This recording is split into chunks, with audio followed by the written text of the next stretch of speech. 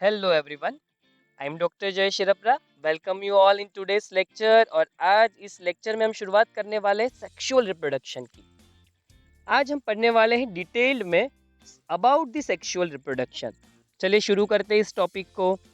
Sexual reproduction involves formation of the mail and female gametes. Sexual reproduction में हमने पहले भी समझा था, गैमेट का इन्वॉल्वमेंट ज़रूरी है।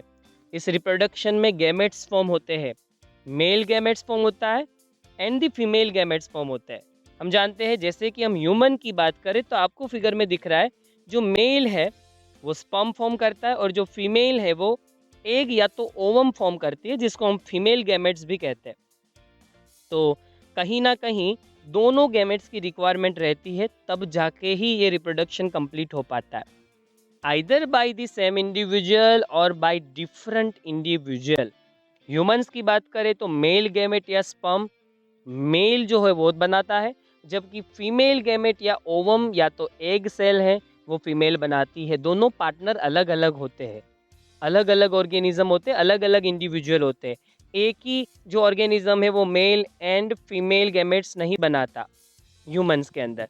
पर अगर हम कुछ ऑर्गेनिजम्स की बात करें तो कुछ ऐसे भी ऑर्गेनिजम्स हैं जो मेल और फीमेल गैमेट्स एक ही बॉडी से फॉर्म करते हैं। एक सिंगल ऑर्गेनिज्म होता है, वो दोनों प्रोड्यूस कर रहा होता है, वो मेल गैमेट भी प्रोड्यूस करता है, वो फीमेल गैमेट्स भी प्रोड्यूस करता है।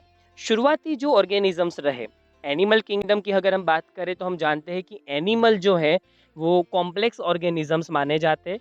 कहा जाता है कि 5 किंगडम क्लासिफिकेशन टेक्निक जो है उसके अंदर मोनेरास मतलब कि सबसे पहले बैक्टीरियास हमने क्लासिफाइड किए थे। वीटेकर ने सेकंड किंगडम प्रोटिस्टा रखा, third kingdom fungus, fourth plant and fifth animal. ऐसा कहा जाता है कि एनिमल किंगडम है वो बहुत ज़्यादा कॉम्प्लेक्स है, उसके ऑर्गेनिजम्स काफ़ी ज़्यादा डेवलप्ड है बाकी किंगडम के ऑर्गेनिज्म के कंपैरिजन में। और ये चीज़ हमें बिल्कुल पता है क्योंकि हम भी एनिमल किंगडम से ही बिलोंग करते हैं और हमें पता है कि हमारी डोमिनेंसी और सुपीरियोरिटी कितनी ज़्यादा है।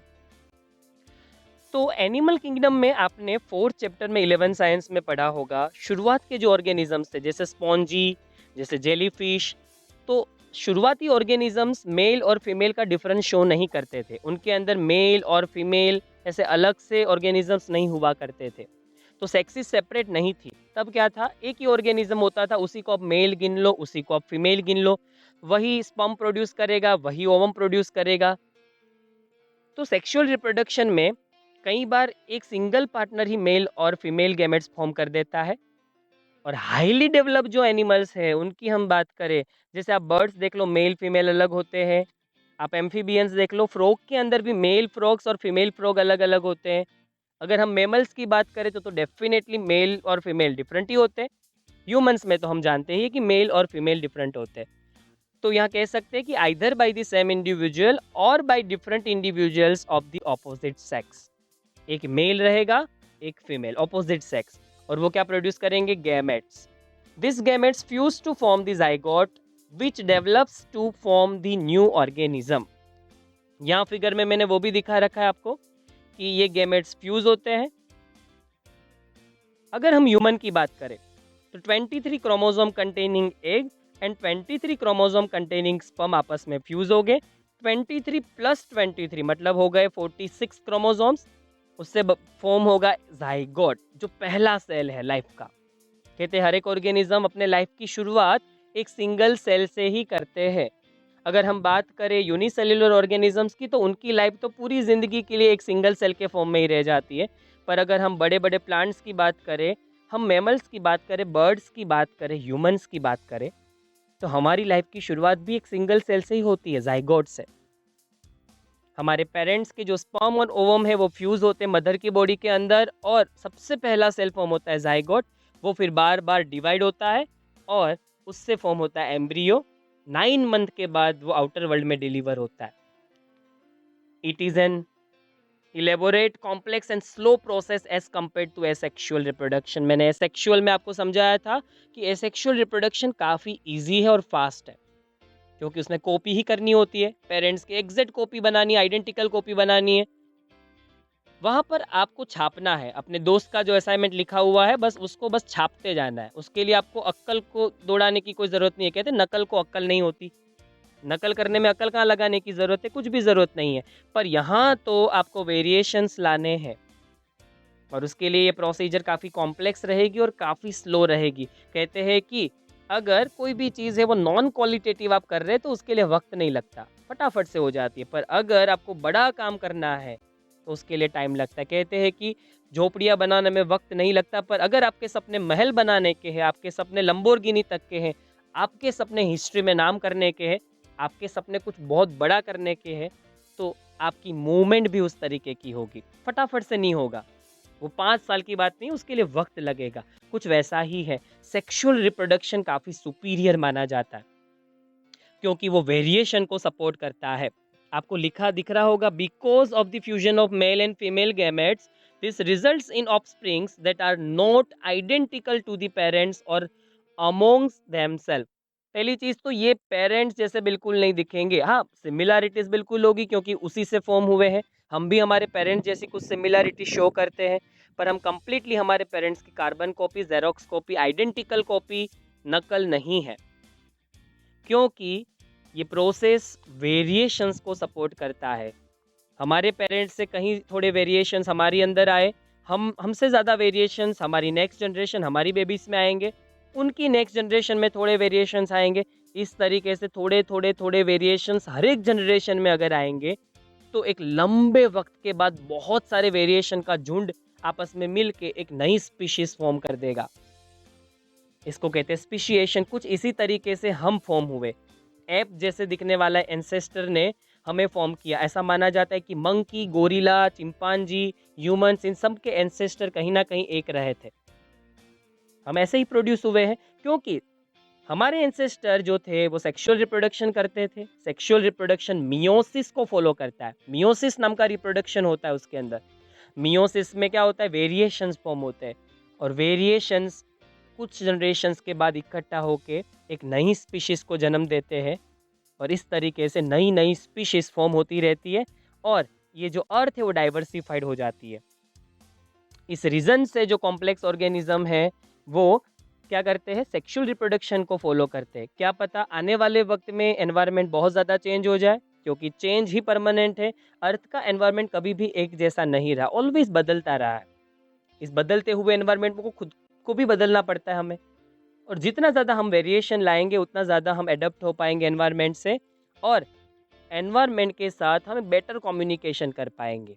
यही रीज़न है कि complex organism sexual reproduction follow करते हैं और बेसिक ऑर्गेनिज़्म जो है वो एसेक्सुअल रिप्रोडक्शन फ़ॉलो करते हैं।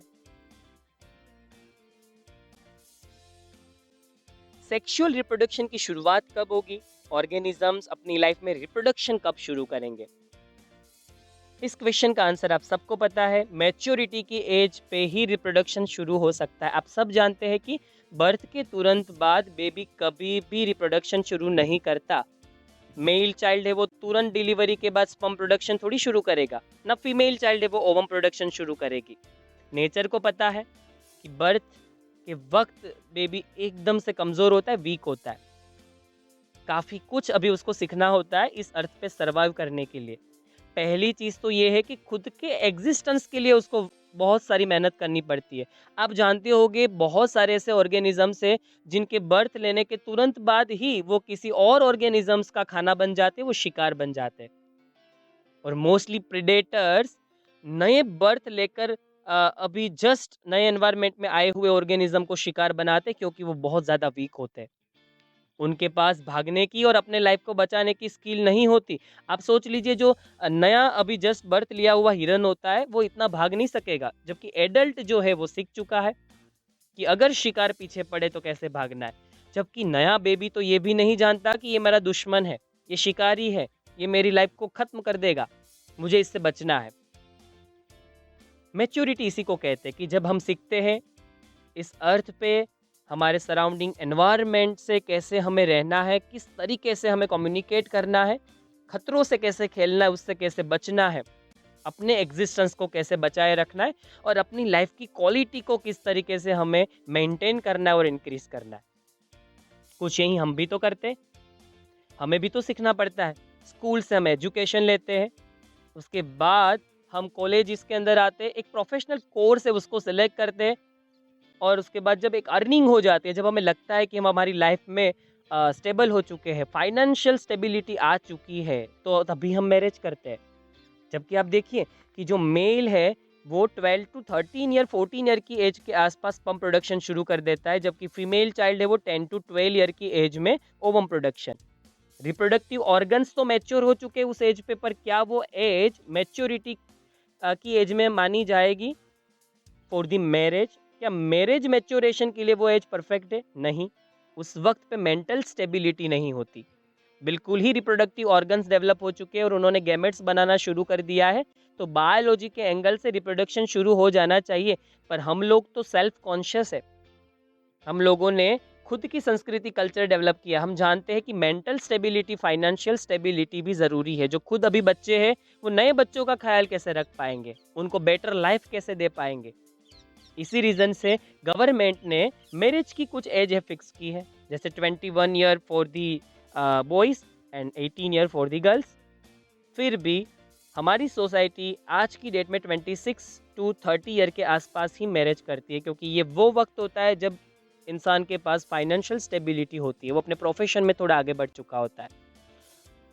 कहीं ना कहीं ये सारे पॉइंट सेक्सुअल रिप्रोडक्शन से भी कनेक्ट होते हैं। उसका रीज़न यही है कि पहले आपको ग्रो होना है, पहले आपको खुद को सपोर्ट करना है, पहले खुद को तो संभालो, उसके बाद आप अपने बेबी को पेरेंटिंग दे सकते हैं या उनकी केयर कर सकते हैं। इसी रीज़न से हर एक ऑर्गेनिज्म एक स्टेज से पास होता है। All organisms have to reach a certain stage of growth and maturity in their life. वो पहले ग्रो होते हैं, वो ग्रोथ करते हैं, मैच्योरिटी की एज में आते हैं और फिर शुरू करते हैं reproduction. That period call the juvenile phase, बचपन कह सकते हैं हम। प्लांट का बचपन, हर एक ऑर्गेनिज्म का एक बचपन होता है, एक पीरियड होता है जब वो बर्थ से लेके मैच्योर होने की कोशिश में लगता है। तो बर्थ से लेके मैच्योरिटी के बीच का ये पीरियड जुवेनाइल फेज कहा जाता है, बचपने का पीरियड कहा जाता है। प्लांट के अंदर जुवेनाइल फेज को, बचपने के वक्त को वेजिटेटिव फेज भी नाम दिया गया है। और ये फेज अलग अलग होता है हर एक ऑर्गेनिज्म के अंदर। This phase is of variable durations in different organisms. हर एक के लिए ये अलग अलग टाइम पीरियड के लिए होता है। हमारी बात करें तो जैसे मैंने आपको बताया, हमें 10 टू 12 ईयर का वक्त लग जाता है, तब जाके हमारे रिप्रोडक्टिव ऑर्गन मैच्योर होते हैं। उतना वक्त वीट को नहीं लगता, उतना वक्त राइस को नहीं लगता। द एंड ऑफ जुवेनाइल और vegetative phase which marks the beginning of reproductive phase can be seen easily in the higher plants when they come to flower। अब ये क्या समझा रहे हैं? ये समझा रहे कि जब प्लांट्स में जुवेनाइल और वेजिटेटिव फेज खत्म हो जाता है, बचपने का वक्त बीत जाता है, इसका मतलब अब वो मैच्योर हो चुके हैं। मैच्योर होने का मतलब उनमें रूट सिस्टम प्रॉपरली डेवलप है, लीव्स प्रॉपरली डेवलप हो चुके हैं, स्टेम भी अच्छे से डेवलप है, तो अब वो मैच्योर है। और वो अगर रिप्रोडक्टिव फेज में एंटर होते हैं तो उसकी शुरुआत होगी फ्लावर के प्रोडक्शन से। हम सब जानते हैं कि प्लांट्स के रिप्रोडक्टिव ऑर्गन्स फ्लावर के अंदर होते हैं।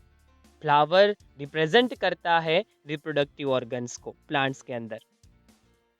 तो ये कुछ हमने बातें समझी कि अलग अलग ऑर्गेनिज्म रिप्रोडक्शन के लिए कब कैपेबल बनते हैं।